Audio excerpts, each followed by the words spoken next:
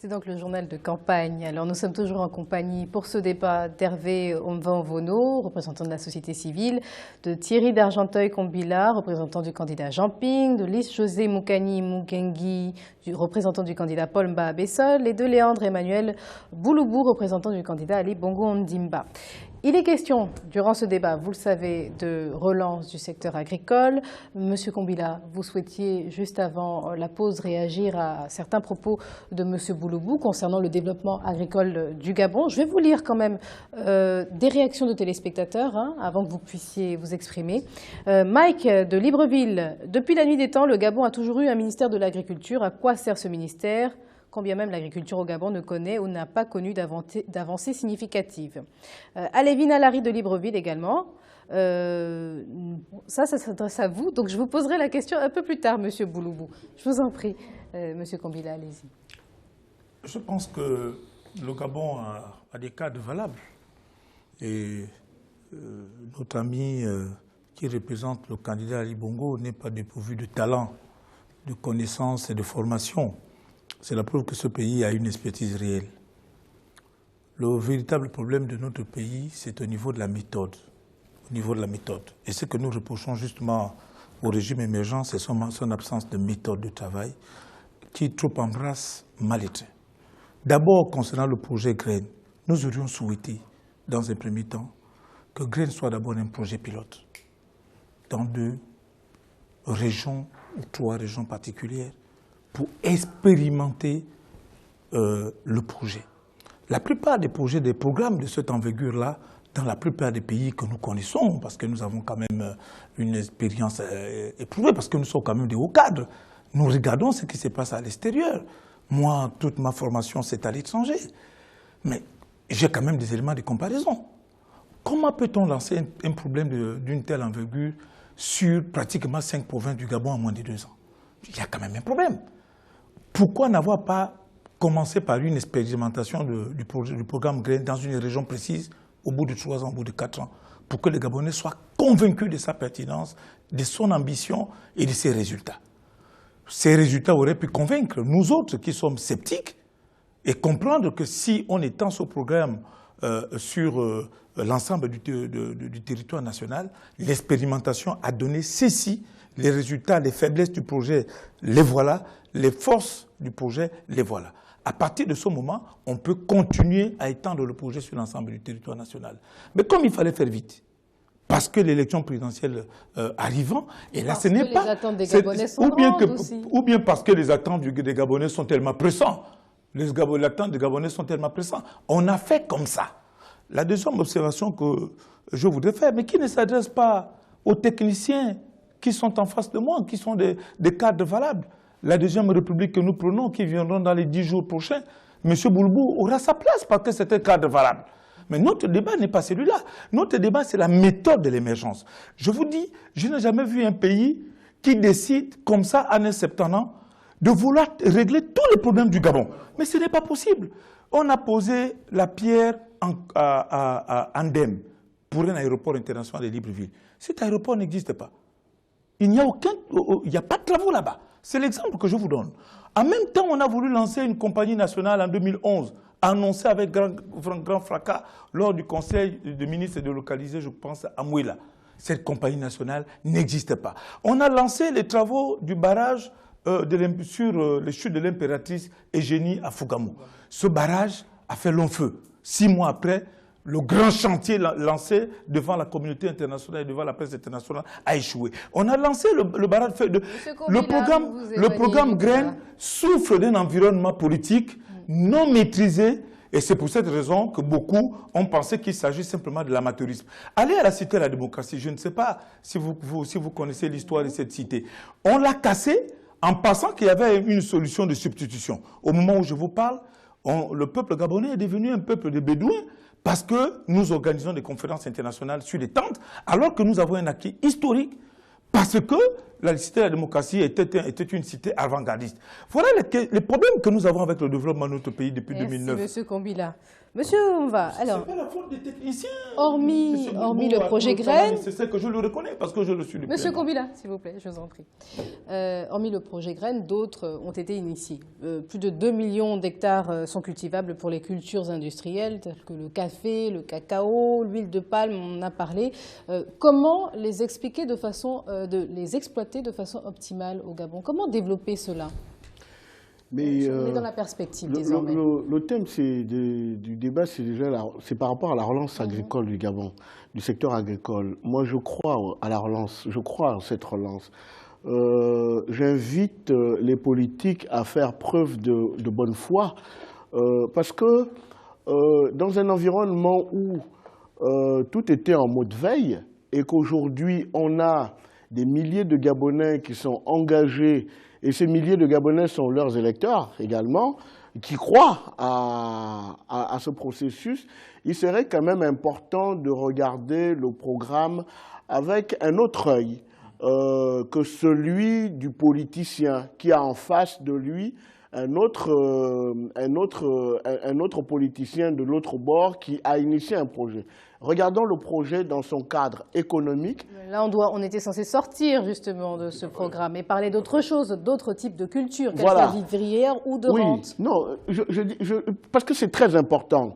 Aujourd'hui, le programme, vous savez, 60% du manioc, je parle du manioc, qui est consommé sur les grandes capitales du Gabon, Libreville et Port-Gentil principalement, n'est pas planté sur le territoire. Dans quelques mois, grâce à ce programme, nous allons suspendre ces importations de plus de la moitié. Ça c'est important. Et au-delà du manioc qui est produit, il y a tout un processus de transformation qui sera mis en place. Et les populations, hors programme Graines, sont en train justement de s'intéresser à ces différents aspects. Quel processus de transformation? Par exemple la farine de manioc, le foufou de manioc qui vient d'Afrique de l'Ouest aujourd'hui, le gari qui vient d'Afrique de l'Ouest et du Cameroun. Bientôt, on pourra, l'amidon également, bientôt ces étapes-là pourront être transformées sur le territoire gabonais. Ça, ce sont des acquis très importants.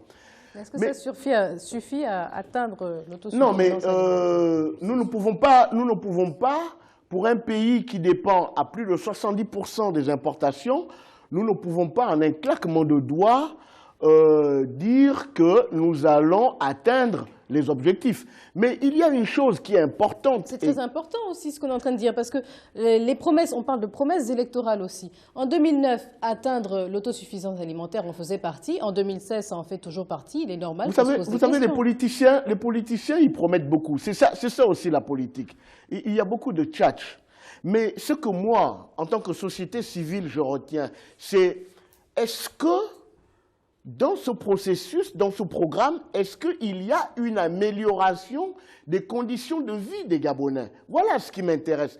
Même si ce processus, ces indicateurs sont minimes, je dis aujourd'hui, oui, il y a un processus qui est enclenché, les autres viendront le soutenir. Et à côté du programme Graines, le programme a permis à d'autres Gabonais privés de s'investir dans le secteur de l'agriculture. Aujourd'hui, par exemple, dans la zone de Léconie, on rencontre des personnes, des coopératives, des groupes de coopératives qui ne sont pas engagés dans le processus Graines, qui ont plus de 200 hectares. Vous connaissez, il y a la COPAC, la coopérative COPAC de Kabaga, qui aujourd'hui est en train de mettre sur le marché de la farine de manioc, qui aujourd'hui est en train de mettre sur le marché de l'ananas et d'autres produits. Je me rappelle à l'époque, la première fois quand je suis allé dans ce village, j'ai trouvé une vingtaine d'habitants. Mais aujourd'hui, vous êtes à plus de 700 habitants. Vous introduisez justement la question suivante que je vais poser à M. Mokani Mogengui. Il y a eu l'exode rural au Gabon comme dans d'autres pays. Est-ce que vous avez le sentiment que la jeunesse gabonaise est désormais en train de vouloir repartir dans les zones rurales, est intéressée par cela ou non, n'est pas encore convaincue parce qu'on ne lui propose pas un cadre peut-être de vie qui lui conviendrait? Et nous avons entendu l'expert du programme Graines mettre en valeur ce qui se fait actuellement. Nous osons espérer que, grâce à ce programme qui est mis sur le terrain, les jeunes vont davantage s'intéresser. Mais simplement, il faudrait prévoir, il faudrait prévoir ce qui doit maintenir ces jeunes en dehors du travail de l'agriculture. Nous disons ceci, les jeunes sont déjà habitués à vivre en ville, la télévision et tout ce qui est là, comme lumière des modernités.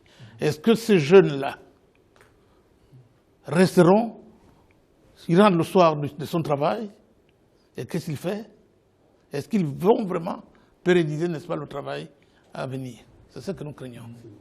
Bon, je vois que monsieur, on va rapidement, très rapidement. Oui. Juste pour répondre à cette question qui est très importante, je rentre du Walentem. Je rentre du Walentem justement dans une très rapidement, mission, on a dit, monsieur, on va.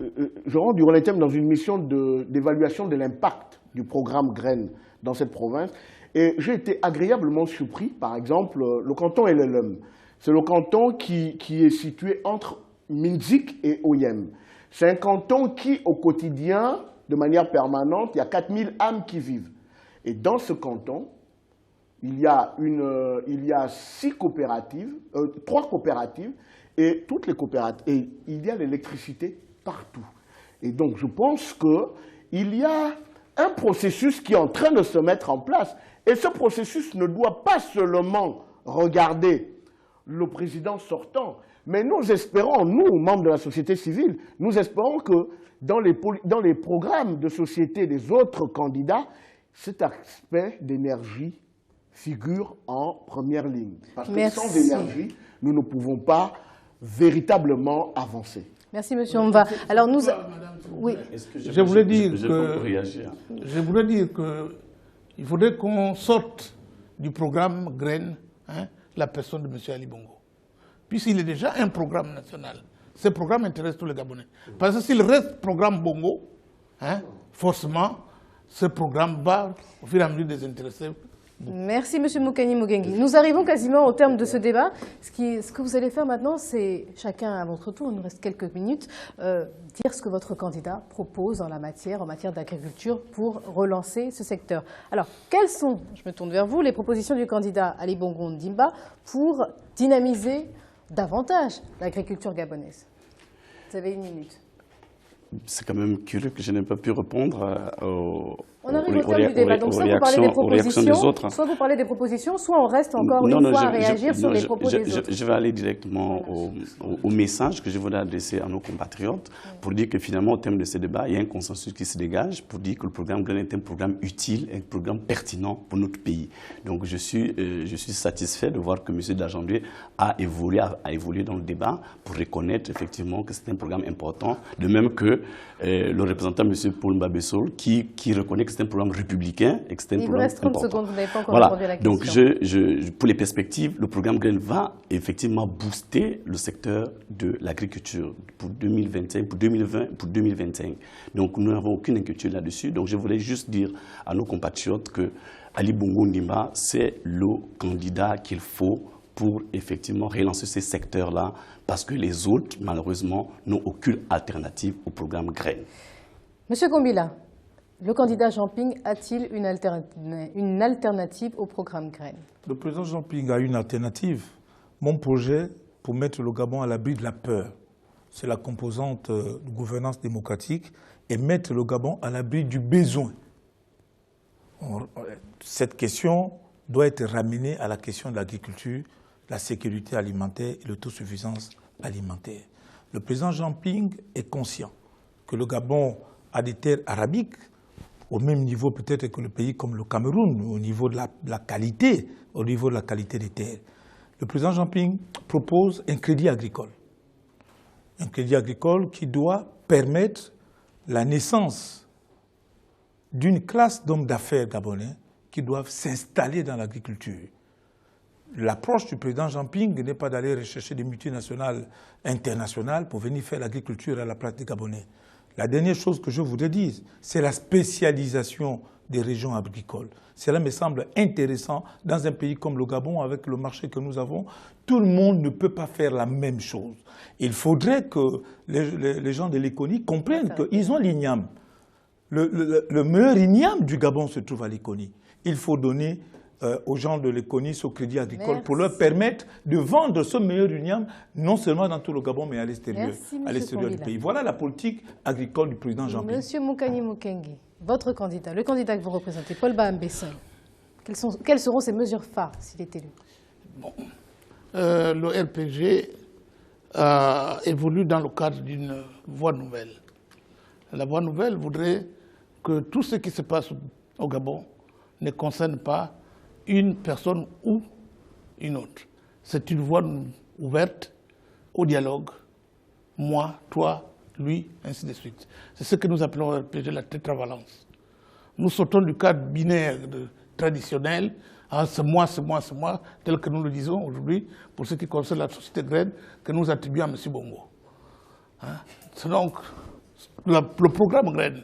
S'il est un programme national, il doit intéresser tous les débats. Il y a des intellectuels au Gabon, M. Dargentil l'a dit, il y a des intellectuels au Gabon, toutes ces intelligences doivent s'intéresser au programme. Et voilà ce que nous proposons pour la relance du secteur agricole. Dans un premier temps, il faut une table ronde que nous appelons les États généraux de l'agriculture et réhabiliter l'école nationale de développement rural. Parce que c'est l'une des seules écoles au Gabon qui forment dans le développement rural. Merci, M. Mokani Mokengue. Monsieur Omva, enfin, pour conclure, qu'est-ce que vous prônez pour le Gabon en matière d'agriculture, succinctement? Je crois au Gabon agricole. Je crois à la capacité des Gabonais et des Gabonaises de pratiquer, d'être des véritables entrepreneurs agricoles.